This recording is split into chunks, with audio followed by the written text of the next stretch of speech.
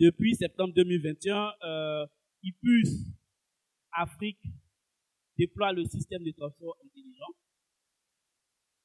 qui est rentré dans sa phase active et d'autres diraient dans sa phase de répression.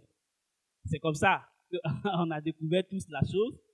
Les Ivoiriens étaient offusqués qu'on puisse employer ce mot de répression. Mais aujourd'hui, nous disons, 10 mois plus tard, vous êtes là.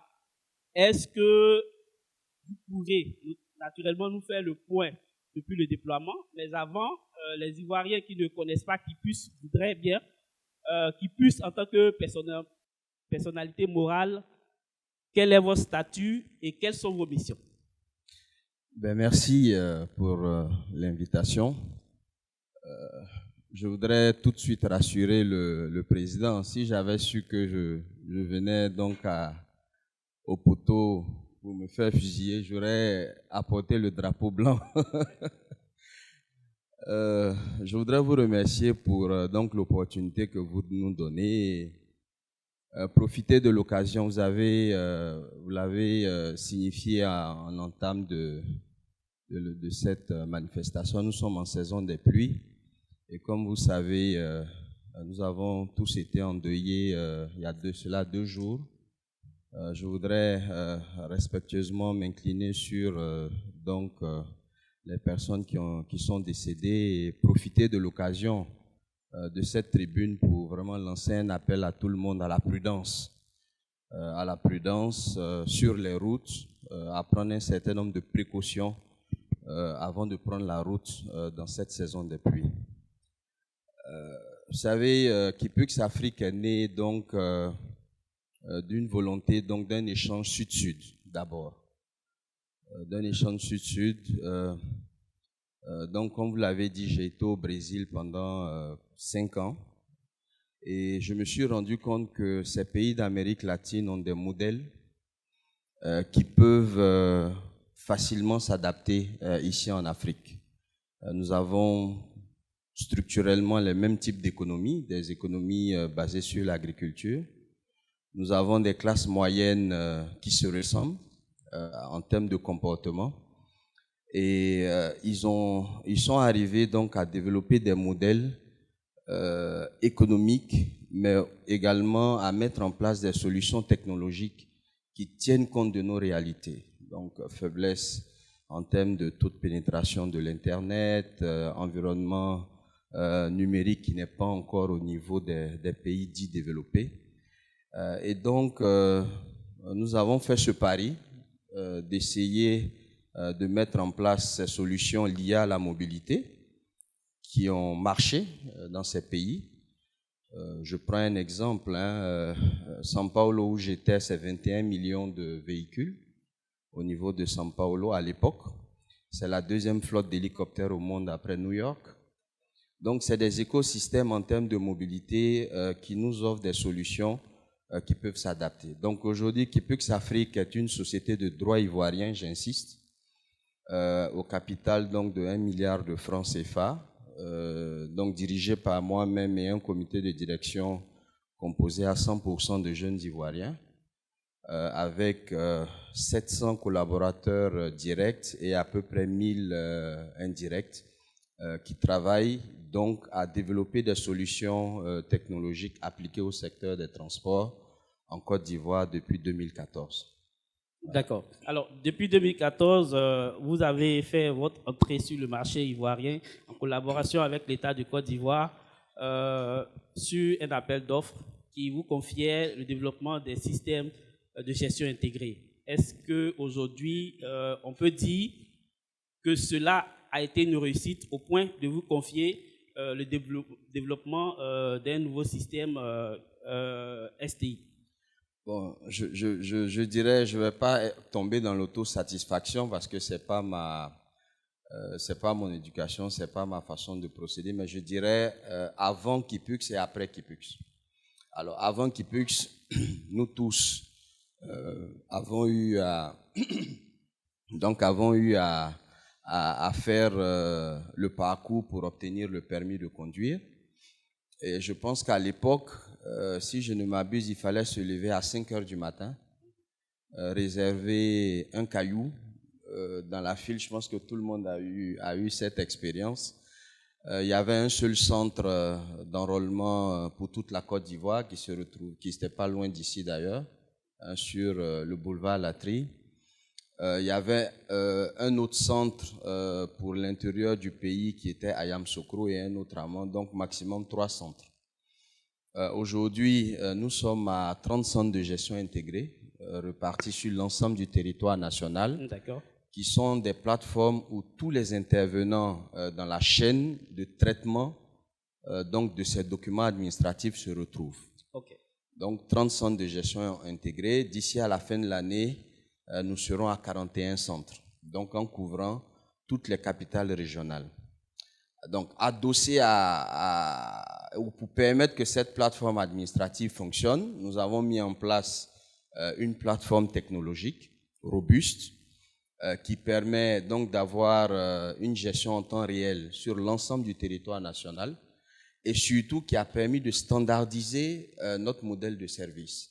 Donc, que vous soyez donc à Korogo, à Bouna, à Diokwe, à Mans ou à Odiéné, quand vous rentrez dans un centre de gestion intégré, vous avez le même type de prestation, la même qualité de service qui vous est proposé avec célérité, et la possibilité donc que vous puissiez ressortir avec votre titre de transport.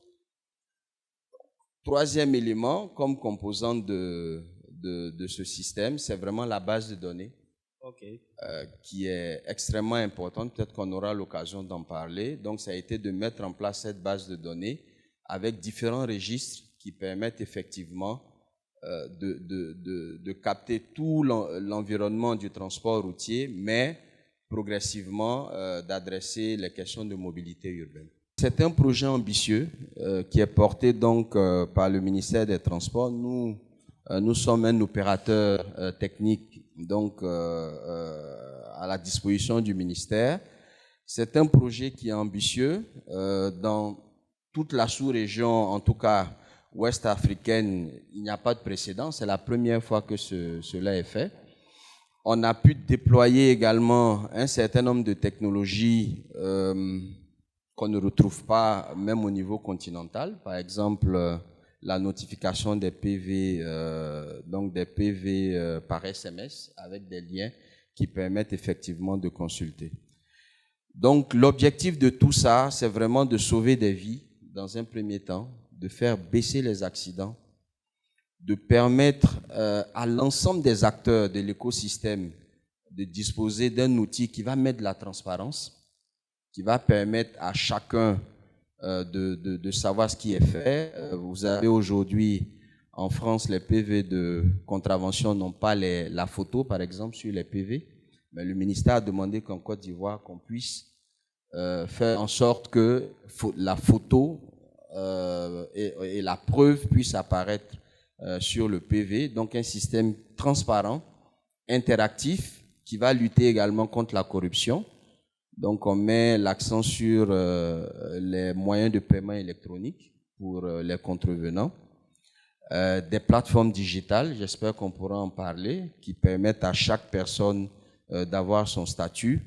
Et puis à la fin, d'arriver donc à faire changer le comportement. Les accidents, ce n'est pas une fatalité. Je peux arriver avec les solutions que nous mettons en œuvre à faire baisser les accidents. C'est possible. Ça a déjà commencé sur le Grand Abidjan. Je pense qu'on peut arriver effectivement une fois de plus à étonner le monde et à apporter la preuve qu'en Afrique, on peut faire de bonnes choses.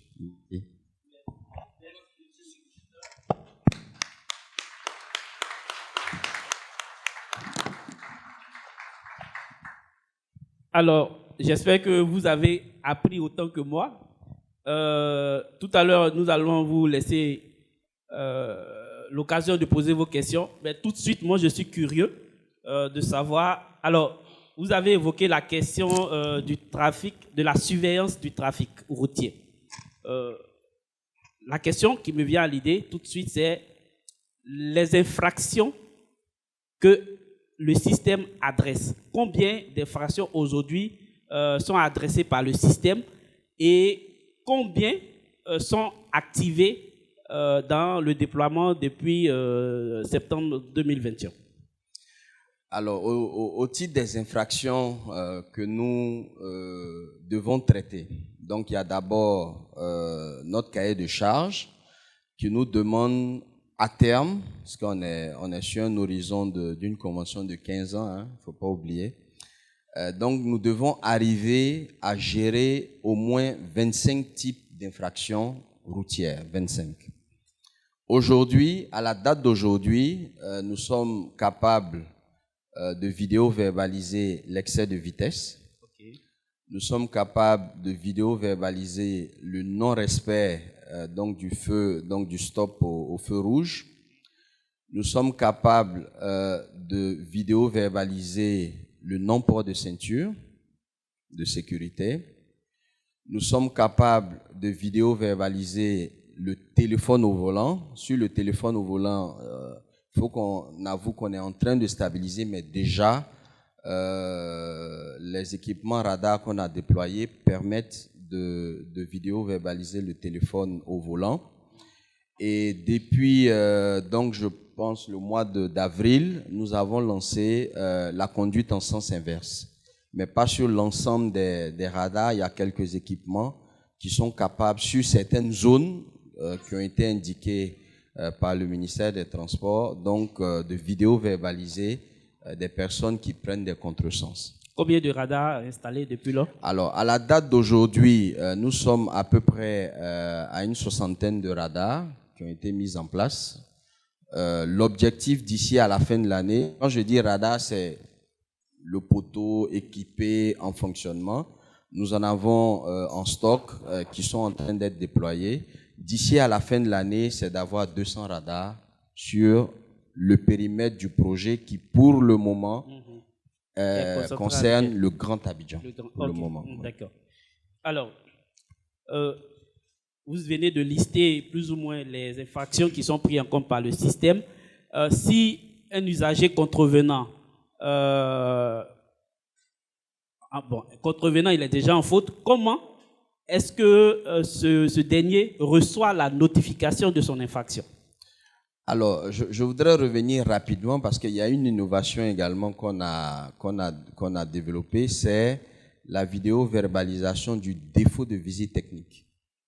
Donc, sur cela, c'est effectif.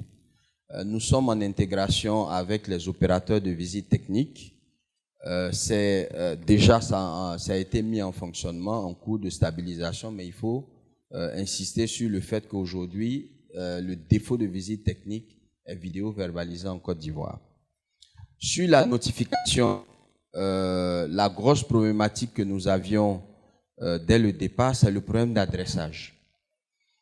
Donc, le ministère a souhaité que nous puissions proposer des solutions. Et on s'est dit, bon, peut-être qu'il fallait optimiser en prenant dans l'écosystème ce qui pourrait être intéressant. À l'époque, il y avait à peu près 40 millions, je crois, de smartphones en circulation. Je n'ai pas les chiffres actualisés. Une vingtaine de millions de personnes donc abonnées à Internet. D'où donc cette idée de notification par SMS qui vous permet donc dans des délais légaux, parce qu'il faut le dire, le délai légal que nous avons pour notifier par SMS est de 15 jours maximum, que nous avons pour vous notifier. Donc on a la possibilité aujourd'hui, lorsque vous avez commis une infraction, de vous notifier par SMS. Pour les entreprises, de notifier par email. Donc, on fait des notifications aux entreprises chaque quinzaine, je crois. On notifie par email. Et nous sommes en train de travailler sur la notification physique. Il y a des solutions qui existent. On peut mutualiser avec d'autres entreprises. Je ne vais pas citer les noms ici. Mais nous avons la possibilité, en mutualisant avec d'autres entreprises, de pouvoir faire des notifications à domicile, comme ça se fait dans les autres pays. Nous avons opté également pour une dernière voie qui est celle du barrage intelligent, donc qui met sur nos voies des PC mobiles, des petits centres mobiles. Donc vous avez des vannes où à l'intérieur vous avez toutes les commodités pour accéder à la plateforme. Et lorsque vous avez des amendes qui sont donc en attente de paiement, donc vous pouvez vous orienter vers là pour obtenir vos informations. Et puis enfin, je dirais la plateforme digitale qui est également je dirais le lieu le plus indiqué pour être notifié en temps réel. Donc c'est le CGI digital qui vous permet donc d'avoir l'entièreté et de façon beaucoup plus rapide donc l'ensemble de vos contraventions. Merci, monsieur le directeur. Alors, mesdames et messieurs, vidéo-verbalisation, où en sommes-nous depuis son déploiement en septembre 2021? Moi, j'ai posé 2 questions. Je suis satisfait des réponses après la présentation de monsieur le directeur. Je vais donc vous laisser, mesdames et messieurs, la parole pour poser vos questions. On va prendre une première série de 5 questions. Bonsoir, monsieur. Je me nomme monsieur Traoré Moussa, chauffeur de taxi compteur. Je voulais poser une question à monsieur le DG.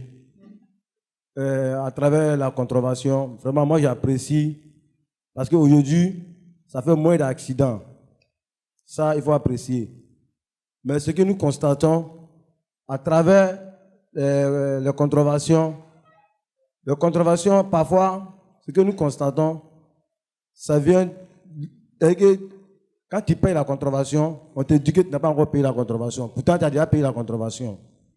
Il y a même d'autres contraventions 6 mois ici.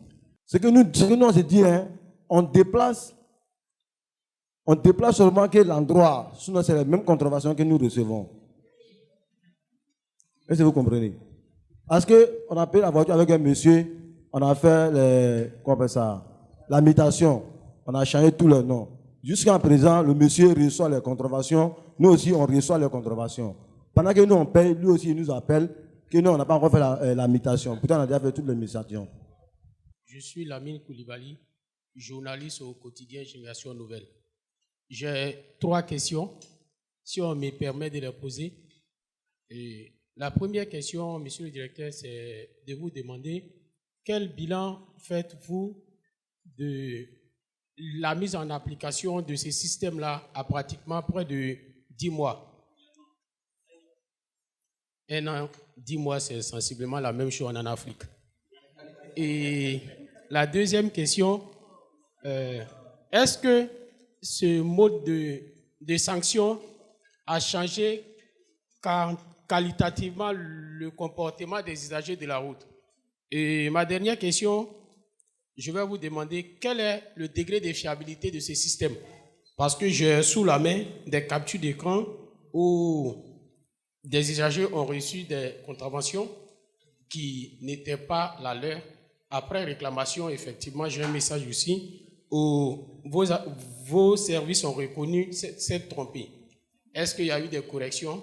Bon, en même temps, peut-être que ça rejoint la question du monsieur parce qu'il confirme également que cette personne-là ne s'est pas trompée. Bon, je pense qu'on a 5 questions. Le premier en a posé 2. Lamine vient de poser 3. Il est bon de laisser monsieur le directeur répondre et ensuite on prendra une autre série. Merci Daouda. Alors, mon frère, monsieur Traoré, alors je voudrais indiquer que avec les transporteurs, nos frères transporteurs, c'est un public, c'est une cible prioritaire pour nous. Donc, nous avons commencé effectivement à beaucoup communiquer, à faire des workshops, parce que ils sont pas nombreux, c'est vrai, mais ils roulent en moyenne 300 km par jour. Donc, ils sont susceptibles, beaucoup plus que les autres, d'être De commettre des infractions. impactés, donc d'être impactés même par le système, parce qu'en moyenne, ils sont à 300 km. Je le remercie parce qu'on a constaté effectivement que pour, par exemple, le port de ceinture, ils ont effectivement commencé pour la plupart à porter les ceintures de sécurité. Ils ont fait une bonne cartographie donc des radars. Ils savent exactement où les radars sont.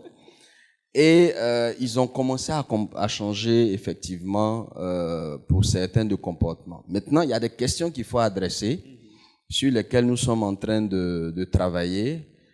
C'est que chez nous, c'est une entreprise de transport d'abord. Donc c'est une entreprise. On ne notifie pas, on ne gère pas une entreprise comme on gère un usager, on ne gère pas une personne morale comme on gère une personne physique. Voilà. Donc nous sommes en train d'y travailler. Sur ces questions, il ne faut vraiment pas hésiter à utiliser les moyens de recours parce que l'État a exigé que les contrevenants puissent avoir des moyens de recours. Donc il ne faut pas paniquer.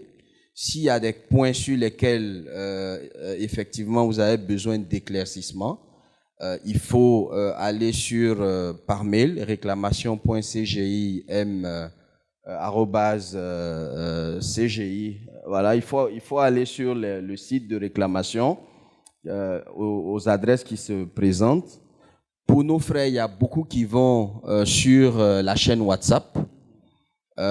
Qui écrivent, qui laissent même des messages vocaux auxquels on répond systématiquement. Il y a beaucoup qui demandent de leur présenter des états pour pouvoir confronter, etc.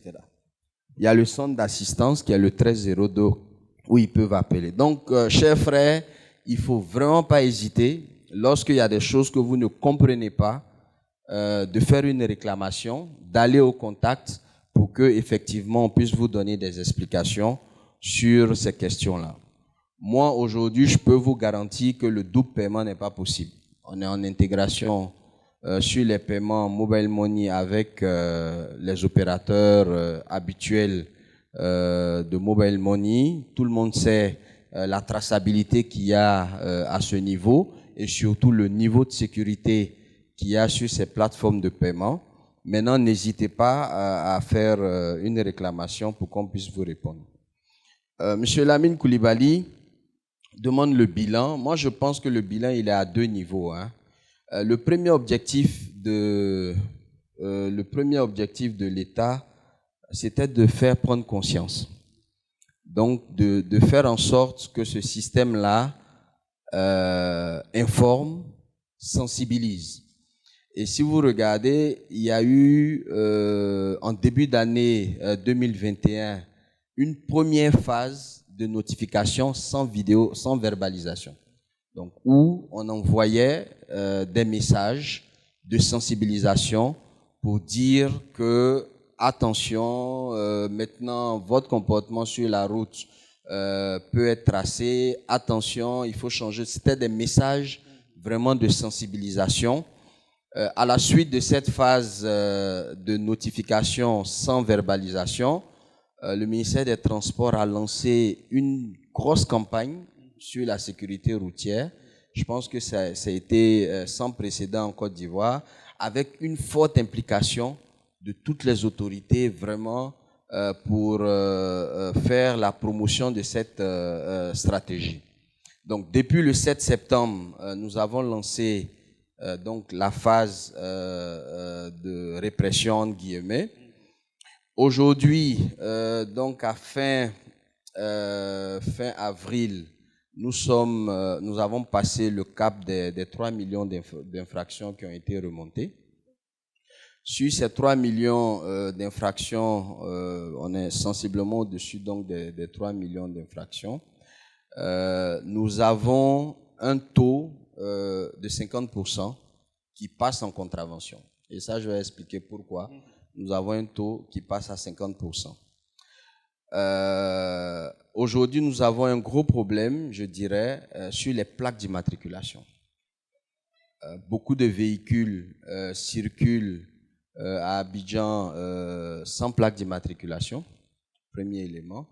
Deuxième élément, circulent souvent avec des plaques d'immatriculation défectueuses, donc qui sont dans un état qui laisse à désirer. Et ce qu'on a pu voir dernièrement, je dirais sur les 3 derniers mois, c'est que beaucoup font de l'usurpation de plaques d'immatriculation. Donc, ils se font confectionner une plaque d'immatriculation qui pose sur le véhicule et ils circulent avec ce véhicule. Souvent, sans savoir que cette plaque appartient à une autre personne. Donc, sur cette problématique de plaques, je sais que le ministère est totalement engagé et en train d'y travailler pour que, effectivement, progressivement, nous puissions donc sécuriser totalement cette question de plaques d'immatriculation et ramener à un taux beaucoup plus important le passage donc des remontées aux contraventions. Donc, une fois que la contravention a été générée, on passe à un autre bloc qui est la notification et le recouvrement. Donc, sur la notification, on est à 100% de taux de notification électronique. Donc, que ce soit sur les SMS, que ce soit sur votre espace digital qui existe, sur votre espace digital, ou par mailing, donc on arrive à notifier correctement. Là également, on a une autre problématique qui est encore liée à l'écosystème, qui est le numéro de téléphone. Donc, il y a le numéro de téléphone. La question de l'actualisation des données. Voilà, de l'actualisation donc des données et surtout du fait que malheureusement, on a pris certaines habitudes. Je connais beaucoup de gens donc, qui circulent à bord de véhicules, qui disent « je suis le propriétaire du véhicule parce que je l'ai acheté », mais qui n'ont pas fait la mutation. La loi impose en Côte d'Ivoire que lorsque vous cédez votre véhicule, vous avez 15 jours pour que le repreneur, celui qui a acheté, donc fasse la mutation. Premier élément. Mais vous, le vendeur, vous avez l'obligation de rendre inutilisable la carte grise en marquant sur la carte grise cédée, de façon à ce que cette carte grise-là ne peut plus être valablement utilisée et donc l'acheteur a un délai de 15 jours. Donc sur cet aspect, là encore, le ministère a proposé des solutions aux populations en lançant une opération de régularisation des mutations, ORM, qui a fait l'objet d'une communication au Conseil des ministres et qui a été autorisée pour permettre que toutes les personnes qui sont dans ces situations-là puissent se rendre dans les centres de gestion intégrés pour effectivement régulariser leur situation, parce que c'est à plusieurs niveaux. Aujourd'hui, c'est la vidéo-verbalisation, mais demain, ça peut donc être lié à des problématiques de sécurité. Donc, vous-même, vous vous exposez à un risque juridique.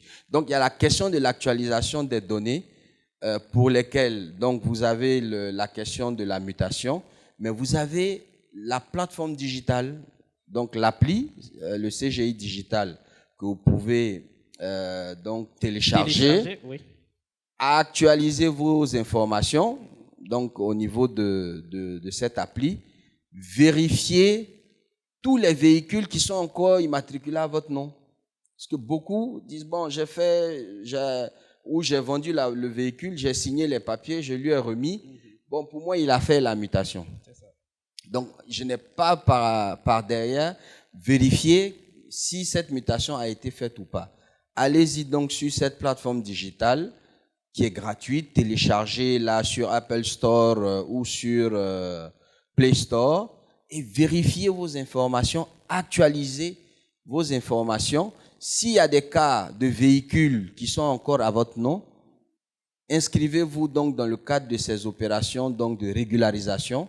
Il y a des points qui ont été ouverts au niveau de certaines mairies, la mairie de Cocody, de Bingerville, je crois à Djamé également, Ou vous allez directement dans un centre pour dire, bon, voilà, j'ai telle situation, je souhaite pouvoir donc bénéficier d'une assistance pour régulariser la situation. Donc, premier bilan, c'est vraiment au niveau de l'information et permettre déjà qu'il y ait une prise de conscience. Je pense qu'aujourd'hui, cet objectif-là est atteint. La prise de conscience est faite. Les éléments sont en cours de stabilisation. Et le deuxième impact, moi, je pense, globalement, c'est d'arriver à sanctionner. Voilà.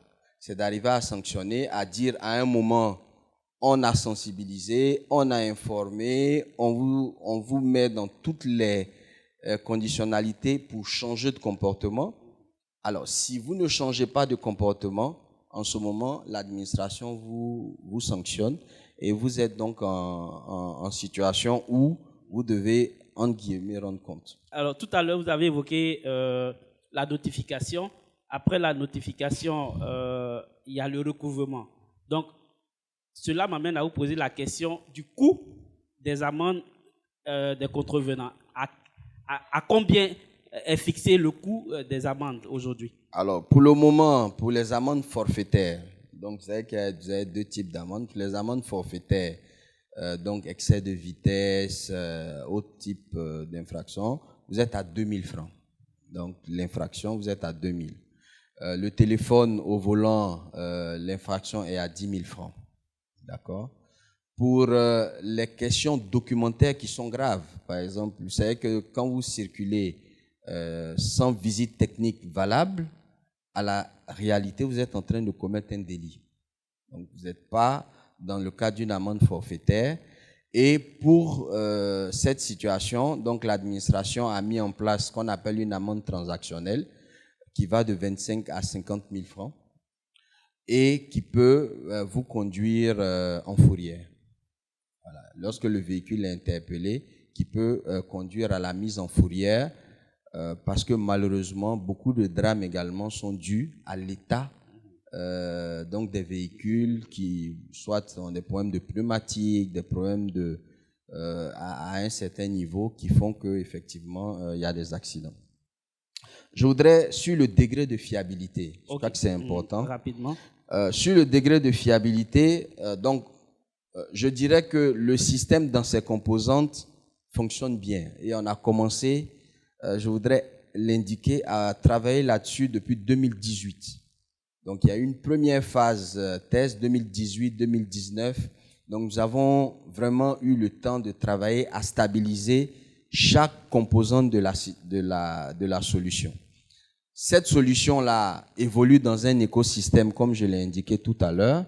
Ce travail lié à l'écosystème, l'autorité est en train de mettre tout ce qu'il faut pour que effectivement les problèmes de plaques soient réglés, pour que les problèmes liés à l'actualisation des informations des personnes puissent se faire et qu'on puisse, je dirais, entre guillemets, rentrer dans un ordre, dans ce qui devait être.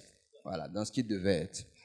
Sur les taux de lecture, aujourd'hui, on est à 77% en journée. La nuit, on passe à 90% parce que les radars utilisent l'infrarouge pour la nuit, donc en termes de contraste. On est dans les standards au niveau mondial, on est vraiment dans ces standards. Sur le taux de recouvrement, nous sommes là, il y a un gros challenge, nous sommes aujourd'hui entre 10 et 20%. Là où en France, on est à 30% de taux de recouvrement des amendes, la France est autour de 30%. Il y a certains pays qui ont des taux beaucoup plus importants, mais je dirais qu'on est dans la tendance et ces points de performance-là vont s'améliorer au fur et à mesure que le dispositif va monter en puissance. Tout à fait. Voilà. Alors, merci le DG. Alors, tout à l'heure, Lamine avait évoqué une question, bon, on va revenir certainement là-dessus. Avant que Daouda ne reprenne une autre série, je soulève la question. En Côte d'Ivoire, c'est 3 cas des véhicules qui circulent, qui n'ont pas de visite technique. Donc, tout à l'heure, votre solution pour résoudre cette question, vous allez nous l'indiquer. Daouda, merci de prendre une autre série, s'il te plaît. sincèrement, moi, je suis en ville. C'est à Sanayek. Je suis tout le temps au volant. Je pensais que c'était juste un radar par rapport au kilométrage. Et d'ailleurs, ma maman est beaucoup fâchée parce que ça fait 4 fois qu'elle est flashée à 71. Et elle est fâchée à la maison. Elle dit à cause de 1, le DG là est méchant. Donc, je suis agréablement surpris parce que je vois ça à Dubaï quand j'y vais. À Dubaï, il y a un plus. Dès que quelqu'un même fait une déviation qui ne respecte pas le code de la route, qui est directement verbalisé, si on peut l'appliquer avec les BACA ici, ça va servir. Et nous sommes prêts à accompagner sur le digital, en tout cas. On va faire parvenir toutes les informations qu'on a eues aujourd'hui et puis vous accompagner dessus. Nous, on va prendre cet engagement ici. Je pense que et si aussi vous prenez l'engagement si vous prenez l'engagement aussi de nous partager aussi les informations pour qu'on soit des relais. Mais en tout cas, ça fait plaisir, c'est que c'est la Côte d'Ivoire qui est en marche. Et c'est ce que le gouvernement veut depuis là, donc ça répond au principe du président de la République, son Excellence. Et on est content, on est vraiment content. Moi, je suis content d'être là, c'est ma 2e fois d'être là, mais aujourd'hui, j'ai même pas de questions, tellement c'est bien dressé. J'ai l'impression d'être dans une conférence à l'Ivoire ou quelque part d'autre. En tout cas, félicitations. Et tout à l'heure, je vais vous envoyer le numéro de ma plaque. Que vous dites à vos gars de ne plus verbaliser. Pour que je dise à mon maman que vous êtes gentil, en tout cas. Voilà, merci beaucoup. Pour répondre rapidement à la limitation et vraiment remercier Hassan, que je voudrais également, je voudrais féliciter pour tout le travail qu'il fait, qui est un travail exceptionnel, un travail remarquable. Et voilà, lui lancer cet appel-là publiquement pour dire que nous sommes intéressés de voir tout le travail qu'on peut faire sur les victimes des accidents, de voir ensemble comment est-ce que peut-être, je vais te tutoyer, tu es un frère, comment éventuellement on peut faire un travail en montrant ces victimes, en les assistant vraiment par ton entremise. Nous sommes très intéressés de voir ce qui peut être fait. Les limitations, d'abord, ce qu'il faut comprendre, c'est que nous, on veut que vous changez de comportement. Donc, la première des choses, on veut vous amener à lever le pied, pas partout à Abidjan, mais au niveau des zones accidentogènes. C'est ce qu'il faut comprendre. Les radars ont été mis dans des zones accidentogènes. Je prends la voie la voie qui va à l'aéroport. Il n'y avait pas une journée où, pour des personnes qui sont en train de foncer pour rattraper un vol, il n'y avait pas de drame sur cette voie. Donc, le ministère a demandé qu'on puisse mettre des radars là, et ça a fait changer les choses. Il y a certains accidents, mais ça a fait quand même changer les choses. Les personnes arrivent à lever le pied. Aujourd'hui, pour les véhicules légers en agglomération, la vitesse de verbalisation est à 70 km/h. Vraiment, est à 70 km/h, parce que sur le Grand Abidjan, aujourd'hui, la limitation est à 60, selon les textes. Ça va changer, mais nous, on verbalise à 70 km/h. Sur l'autoroute, c'est 110. Donc, quand vous allez sur l'autoroute de Bassam, c'est encore à 100.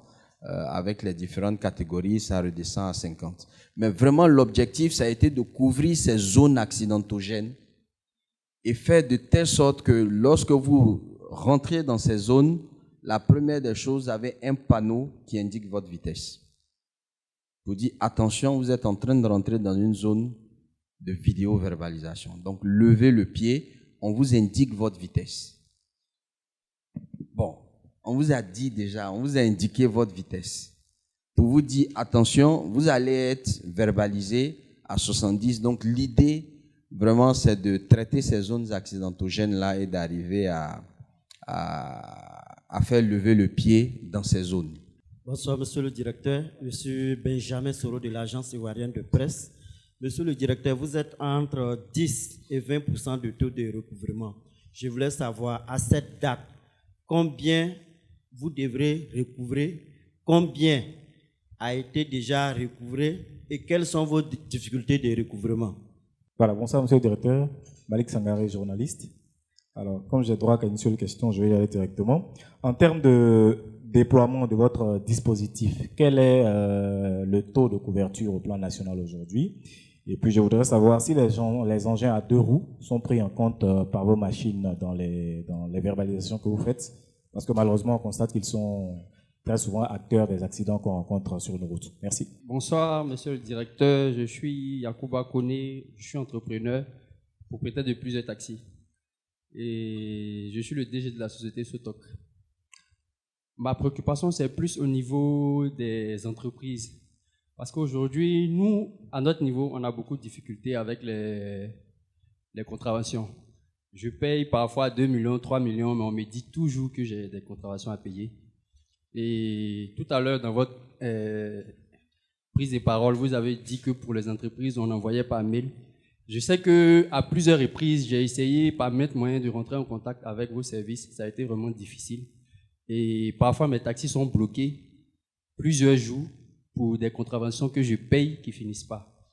Donc, je voudrais quand même avoir une idée assez claire sur la gestion des entreprises qui ont plusieurs véhicules. Parce que nous, on a plus de 200 véhicules et c'est vraiment difficile de gérer. Et nous, on a décidé à notre niveau que les chauffeurs eux-mêmes payent pour les erreurs qu'ils commettent. Mais si on n'a même pas un record réel des infractions qui sont commises, on ne peut pas les taxer et l'entreprise supporte cela. Donc, c'est pour avoir une idée assez claire de comment vous gérez les entreprises au niveau des contraventions. Merci. Bonjour DG. J'aimerais qu'on me voie un peu. Je suis Célestin Kouadio.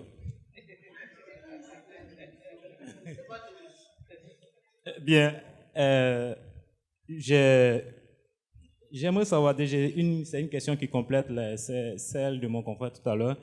Il y a quelques mois, vous avez lancé une mobilisation de ressources auprès des banques. On avait entendu le chiffre de 10 milliards.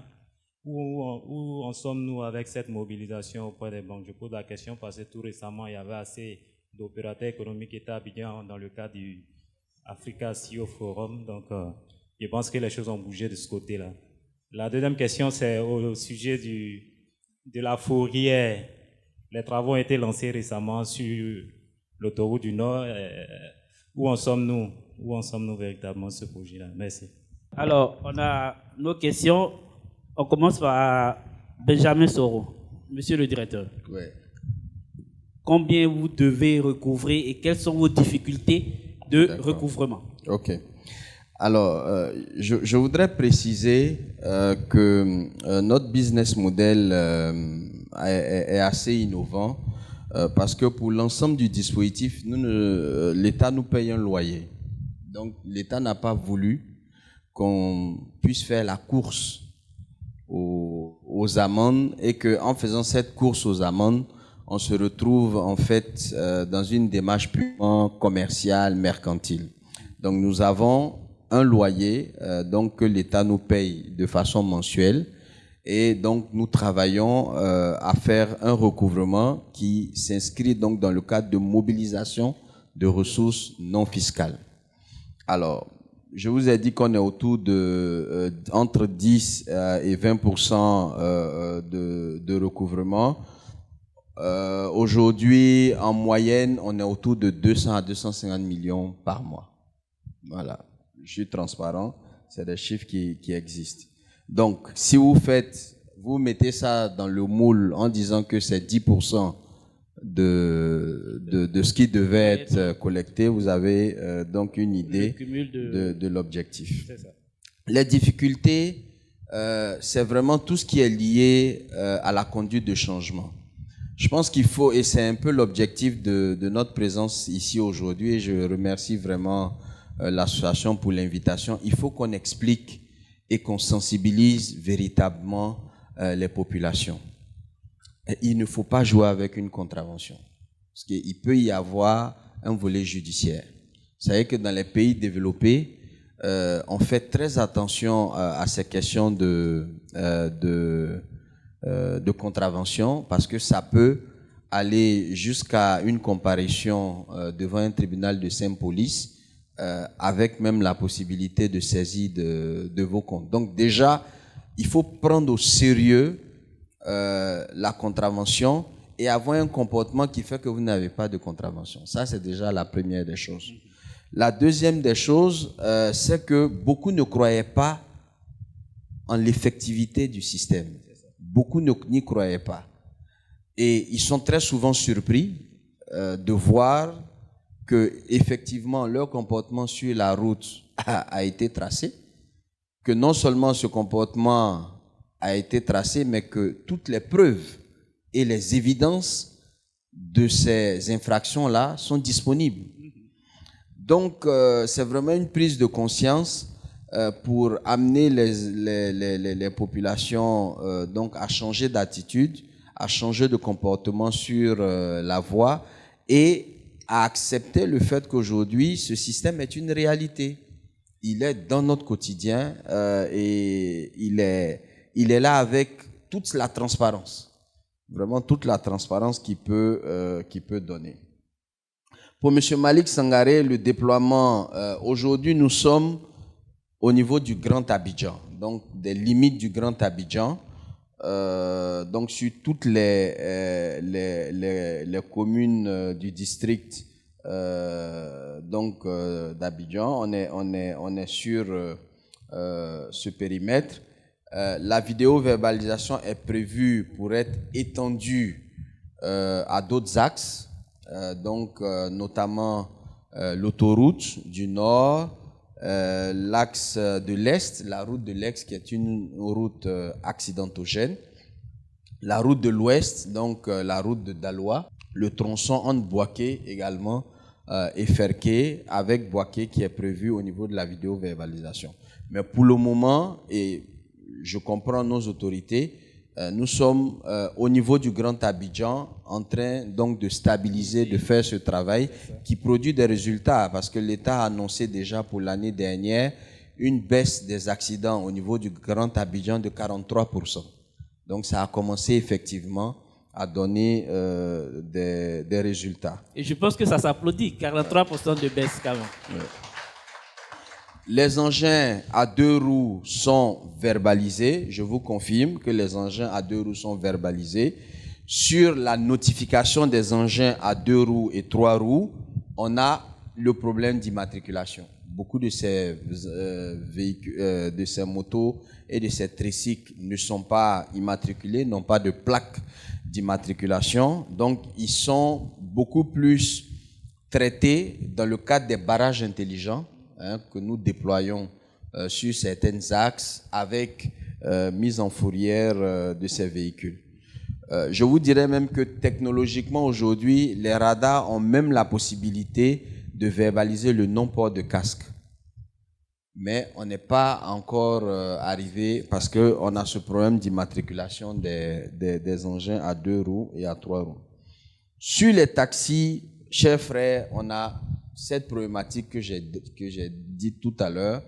Pour les entreprises formelles, et ici je voudrais citer le cas d'une entreprise, bon je ne vais pas citer le nom, mais qui nous a édifié dernièrement au niveau de la chambre, au niveau de la CGC, qui avait fait un panel.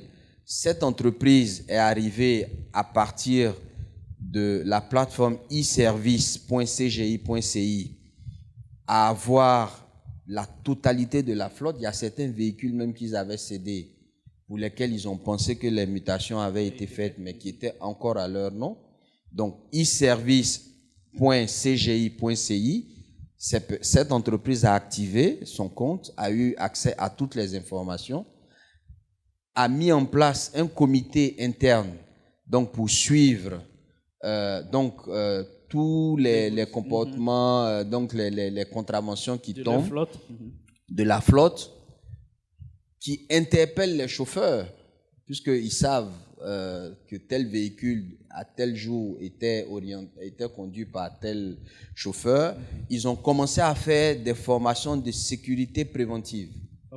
Donc avec une entreprise qui vient pour tout ce qui concerne la conduite préventive, Donc, ils ont mis en place une cellule de sécurité routière à l'intérieur de l'entreprise pour sensibiliser et ils sont arrivés à commencer à faire baisser le taux de contravention qu'ils avaient. Parce qu'en temps, je m'excuse de le dire, vous êtes transporteur, vous êtes tous les jours sur la route, vous savez exactement où se trouvent ces radars. Et on fait exprès de vous dire où se trouvent les radars, d'indiquer.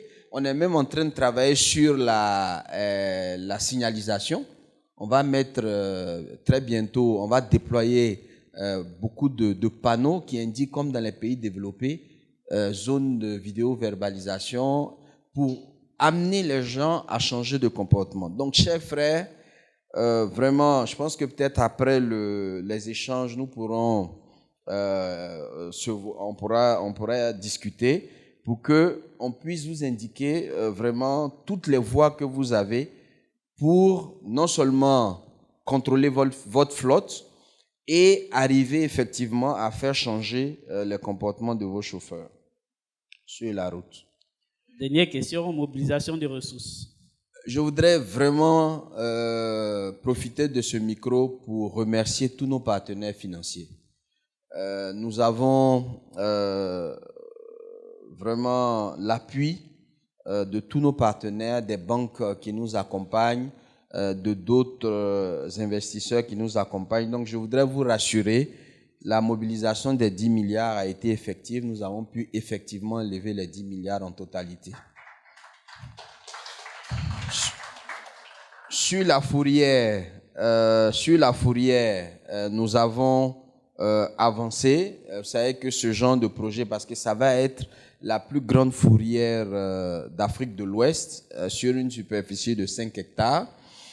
Les études d'avant-projet détaillées ont été finalisées. Ces études ont été réalisées par le BNET.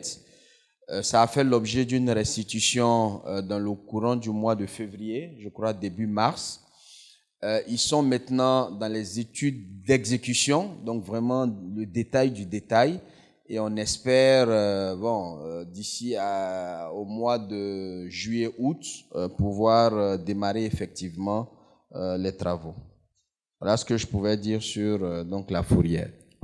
Merci, monsieur le directeur, d'avoir répondu à la deuxième série de questions. Bonjour DG. Je suis Barthélémy Kwame, directeur général de ActuRoute. Merci beaucoup à monsieur le DG Ibrahima Koné. Ma question porte sur le recouvrement. Quand j'entends 10 à 20% de recouvrement, je me dis que les difficultés sont énormes. Même si le DG essaie de les atténuer en les comparant au taux, en France notamment. Mais je voudrais savoir, est-ce que dans ces difficultés, il y a celles liées par exemple au recouvrement concernant les véhicules administratifs, ce qu'on appelle communément les véhicules plaques jaunes. Est-ce que vous arrivez à les recouvrer? Parce que eux, ils prennent tous les sens. Sens interdit, sens inverse, ils roulent dans tous les sens. Donc, est-ce que ça fait partie de vos difficultés? C'est ma question. Merci. Bonsoir, monsieur le DG. Mon nom est Ben, je suis data scientist. Je voudrais savoir, tout à l'heure, il y a 2 personnes qui ont intervenu sur le fait que la solution faisait des erreurs. Donc, ils ont posé la question sur la fiabilité de votre système. J'aimerais savoir, votre système, de ce que j'ai pu comprendre, est basé sur la lecture des plaques d'immatriculation. Donc, c'est en fonction de ça que ça va faire des recherches et puis donner les différentes contraventions. Maintenant, sauf que cette solution-là, c'est basé sur ce qu'on appelle de l'OCR, c'est de l'intelligence artificielle. Et donc, chaque modèle d'intelligence artificielle fonctionne avec une marge d'erreur. Donc, l'autre expliquait tout à l'heure qu'il avait des preuves d'avoir reçu des contraventions, mais qui n'étaient pas conformes au fait. Et l'autre, mon ami là-bas, expliquait le fait qu'il paye 2 millions par mois. Bon, ce n'est pas forcément vérifié au fait. Donc, je voudrais savoir, comment est-ce que vous gérez les erreurs au niveau de ces intelligences artificielles-là? Bonsoir, monsieur le directeur. Moi, je suis Kazi Konaté, journaliste à Africa Radio. Tout à l'heure, vous parliez notamment du changement de comportement qui est, on va dire, l'objectif primordial, justement, à travers ce dispositif, on va dire. Et moi, ma question, en fait, porte sur vos techniques d'approche, justement, de tout, on va dire, toutes les structures, justement, qui peuvent être les principaux. On parle notamment des particuliers propriétaires, par exemple, de taxis, compteurs. On parle de particuliers propriétaires de GACA. On sait que ce sont les plus en vue, en fait, par rapport à la problématique. Donc, comment est-ce que vous menez vos techniques d'approche, je ne sais pas, de communication avec ces différents syndicats, ces différents organismes? Merci. Je suis Koulibaly Yaya, fonctionnaire. J'ai une question.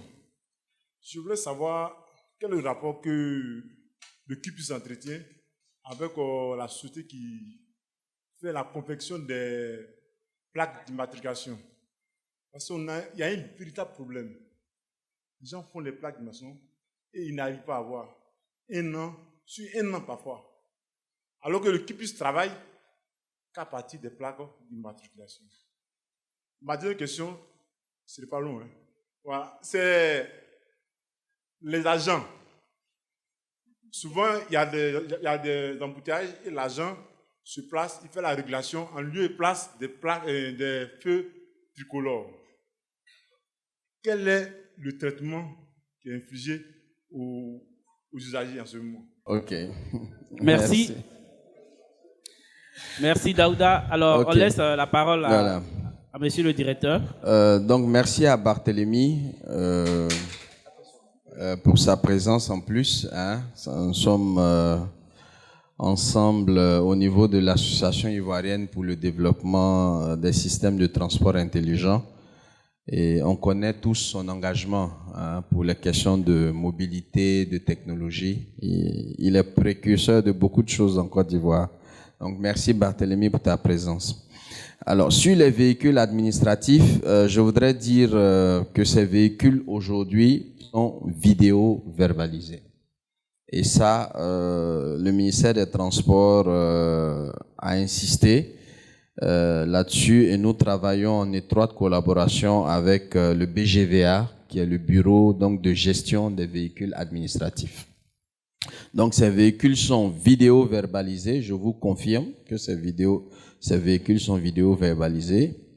Ces véhicules les contraventions sont notifiées au BGVA, donc pour paiement. Donc, on est en train de les suivre pour le paiement. Mais au moins, je pense que c'est quand même important pour montrer l'engagement de l'État qui a vraiment tout fait. Et on a travaillé avec le BGVA, nos équipes ont eu beaucoup de séances. Ces véhicules aujourd'hui sont vidéo-verbalisés et notifiés au niveau du BGVA. Maintenant, le paiement, on est dessus. Nous sommes dessus. Alors, je voudrais, pour mon jeune, sur la question de la fiabilité. D'abord, je voudrais rectifier. L'OCR utilise des algorithmes. C'est différent de l'intelligence artificielle. C'est pas la même chose.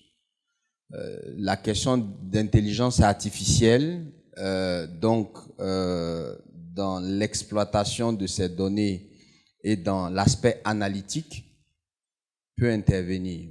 Par exemple, sur les questions de stationnement, vous pouvez développer un certain nombre d'algorithmes qui vont utiliser de l'intelligence artificielle de façon à ce que l'image qui est remontée est analysée et donc à partir de cette analyse, on va rechercher une réaction en vert ou en rouge du point de vue en utilisant l'intelligence artificielle. Donc le SLAPI, c'est des taux de lecture. Donc il a des taux de lecture qui peuvent être impactés par l'environnement, par l'exposition au soleil, par la qualité de la plaque. Et à ce niveau, il y a donc un apprentissage qui est fait au niveau de l'algorithme. Donc, par exemple, nous, au début, on avait des problèmes avec les 5 qu'il remontait en S, par exemple. Mais au fur et à mesure qu'il lit, qu'il remonte, il arrive donc à corriger donc cette erreur-là. Donc, basiquement, pour moi, c'est pour cela que j'ai tenu à donner ces taux-là. Il y a des taux de lecture aujourd'hui en journée qui sont plus bas parce qu'on a des problèmes d'exposition au soleil, on a des problèmes de qualité de plaques, on a des problèmes de typologie, même par rapport aux lettres, souvent qui ne sont pas les mêmes, puisque vous avez plusieurs types de plaques qui circulent. Les professionnels peuvent vous dire, quand ils voient une plaque, ça c'est une fausse plaque, ça c'est une bonne plaque. Pourquoi? Parce que la typo n'est pas la même. Donc, je vous confirme que nous avons des solutions qui utilisent de l'intelligence artificielle.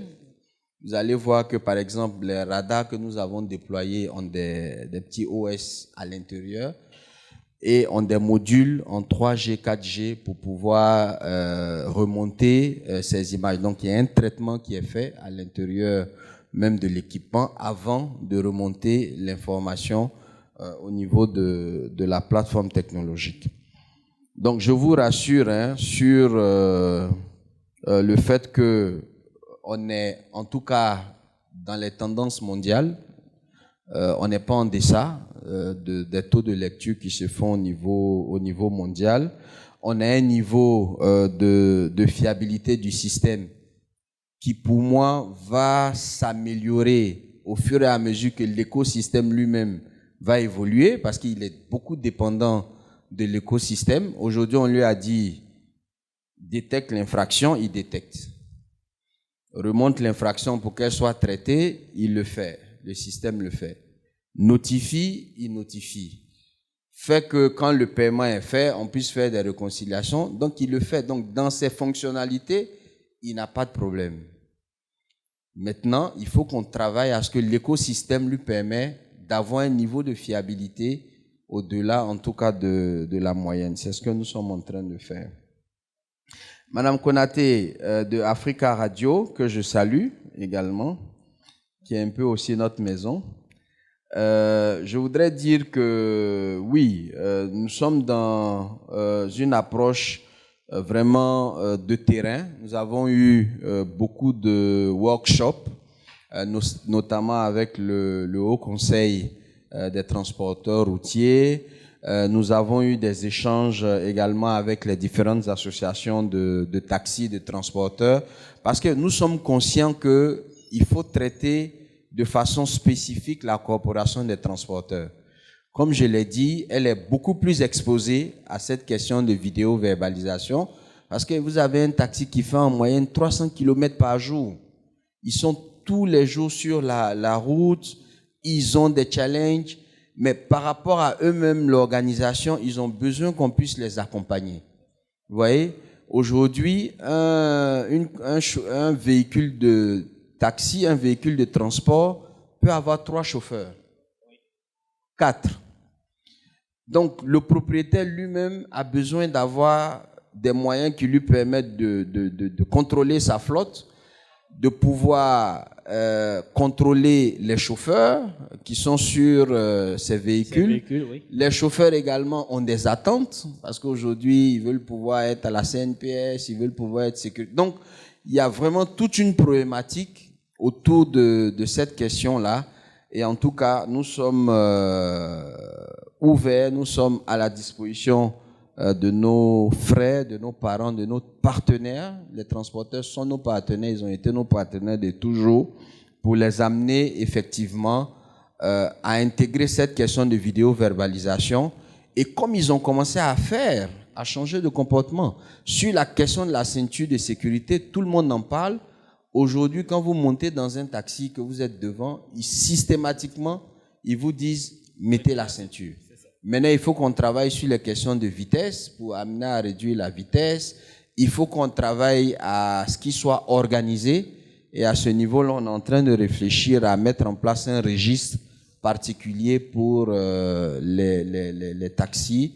Et également, on a la problématique, la question n'a pas été posée, ceux qui font la location de véhicules. Tout à fait.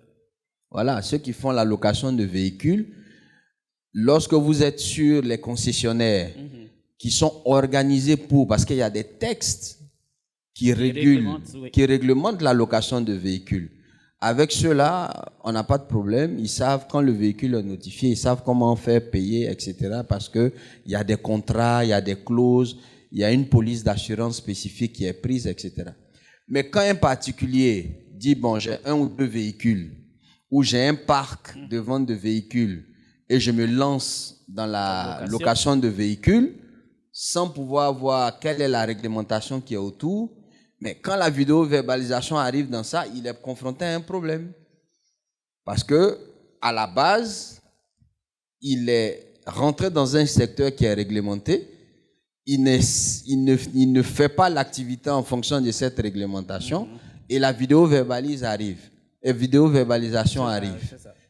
Dans notre fichier, c'est un véhicule particulier qui est immatriculé au nom d'un particulier.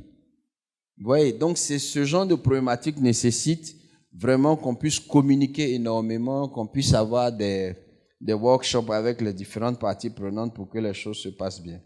Sur la confection des plaques, vraiment, je voudrais vous rassurer. Je ne sais pas si le représentant du ministère est là. Je sais que le ministère y travaille à fond. C'est un problème sérieux. Ce n'est pas simplement un problème en relation avec la vidéo-verbalisation. Il y a même un volet sécuritaire. En Europe, c'est inimaginable que quelqu'un puisse sortir sur la voie publique sans plaque d'immatriculation. Parce qu'on ne sait pas qui c'est. Ça peut être un bandit, on ne sait pas qui c'est. Il sort sur la voie, il n'a aucune plaque d'immatriculation. C'est un crime de prendre la plaque d'immatriculation de quelqu'un d'autre et de la poser sur son véhicule pour circuler. Donc, toutes ces questions-là qui sont liées au niveau de l'écosystème sont en cours de traitement au niveau donc du ministère. Et pour nous, en tant qu'opérateurs, c'est important parce que ça va améliorer la fiabilité globale et les performances du système qui est en train d'être déployé. Alors, monsieur le directeur, merci. C'est la dernière question. Avant de passer le micro à Daouda, moi, je me suis tenté de vous poser une question. Quelle est votre relation, donc la collaboration avec la police aujourd'hui?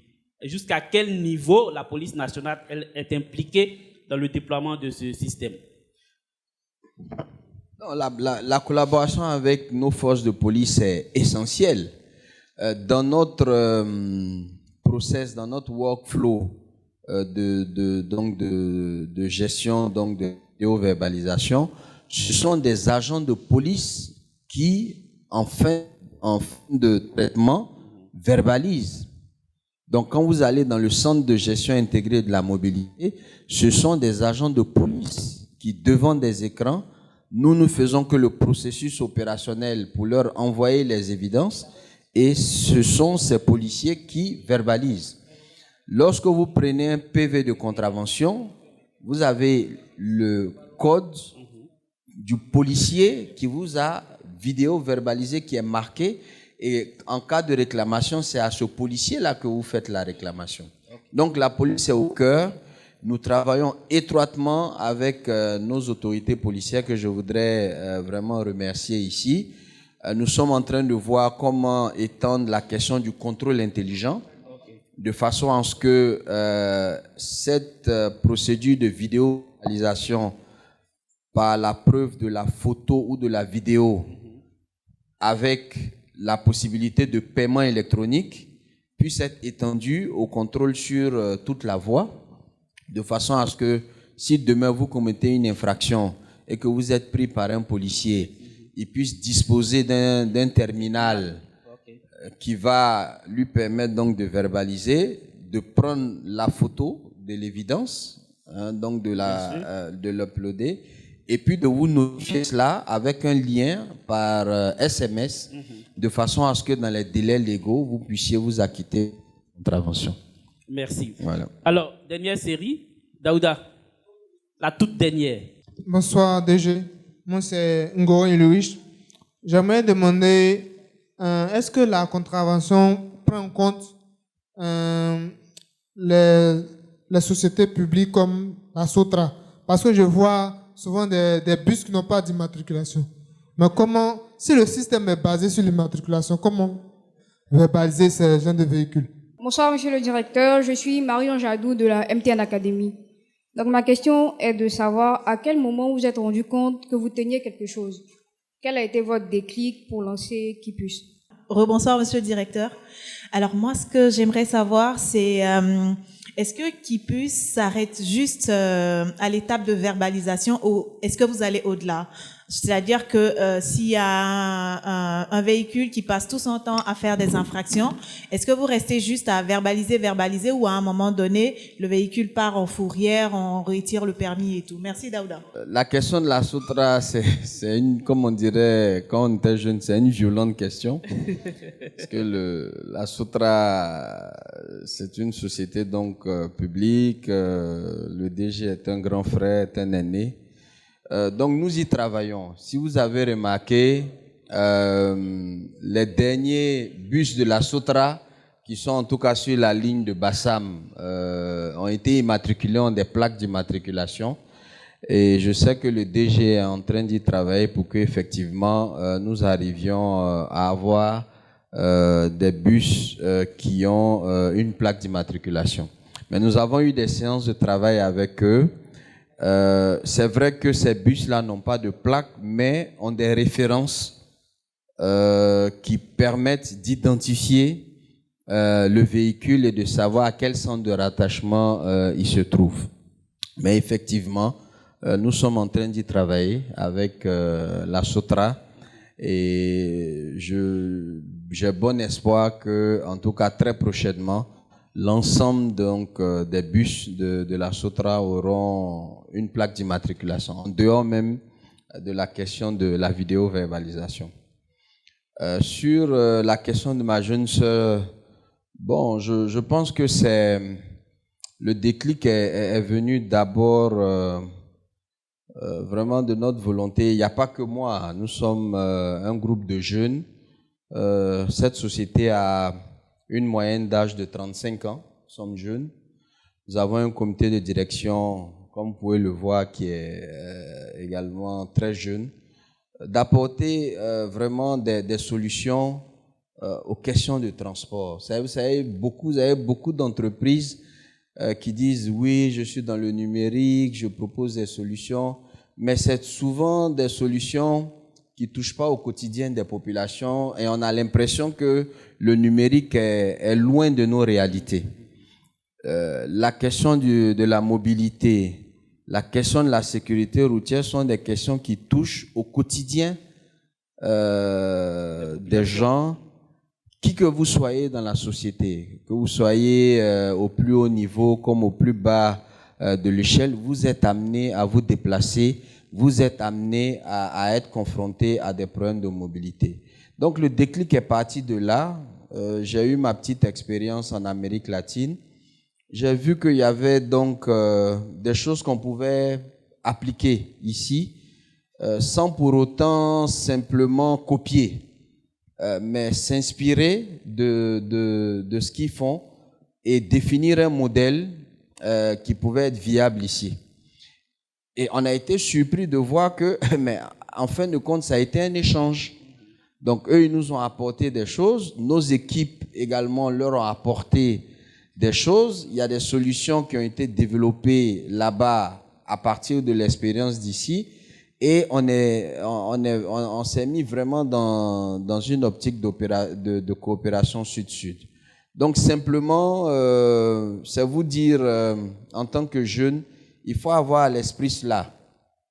On peut apporter à notre société, on peut faire des choses en partant donc d'expériences vécues, en partant de notre formation. On n'a pas forcément besoin d'avoir des postes politiques, de chercher à avoir des postes politiques, mais on peut arriver à proposer des modèles à nos politiques, des modèles qui marchent et qui peuvent impacter la vie des populations de tous les jours. Et vraiment, moi, je suis très fier, en tout cas, de cette équipe qu'on a, de ces collaborateurs que nous avons. Je profite également pour remercier l'État. Vous savez que quand vous avez eu une première convention de 6 ans et que par après, le même État vient vous confier encore une convention de 15 ans,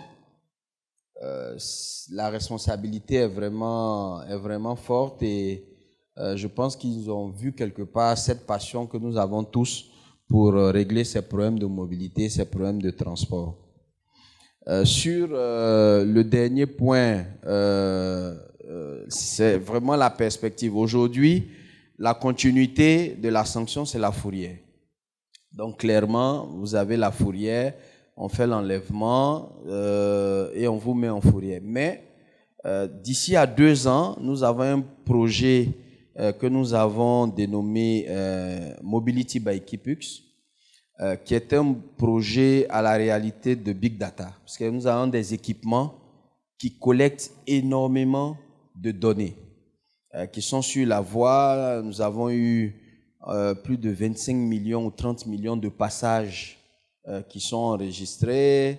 Nous avons la possibilité de faire des études d'origine-destination et nous avons donc cette volonté-là, avec donc l'aide de notre ministre de tutelle, d'arriver à mettre en place cette grosse base de données qui n'est pas forcément liée aux infractions, qui n'est pas forcément liée à tout ce qui est à l'immatriculation, mais qui va aider au niveau donc, des questions de mobilité à faire changer les comportements. Vous voyez? Donc demain, on devrait pouvoir permettre d'arriver à des systèmes de bonus-malus en fonction du comportement que vous avez sur la route. On devrait arriver à la question du permis à points. On n'est pas loin, on est à l'antichambre. Je pense qu'on peut pousser effectivement pour arriver à faire le permis à points en Côte d'Ivoire. Aujourd'hui, on est capable de le faire parce qu'il y a cette base de données, il y a tout ce dispositif qui existe. Voilà. Merci monsieur le directeur. Alors, vous gardez le micro. Kipus Afrique SA, une société anonyme de droit privé ivoirien, capital 1 milliard. Y a-t-il une participation de l'État ou non? Oui, l'État est actionnaire à travers donc la Société nationale de développement informatique. L'État détient 35% du capital de Kipux Afrique. Merci. Alors, mesdames et messieurs, nous sommes au thème de notre échange avec monsieur Ibrahim Koné, administrateur et directeur général de Kipus Afrique SA. Pour ma part, j'ai pris plaisir à modérer ce panel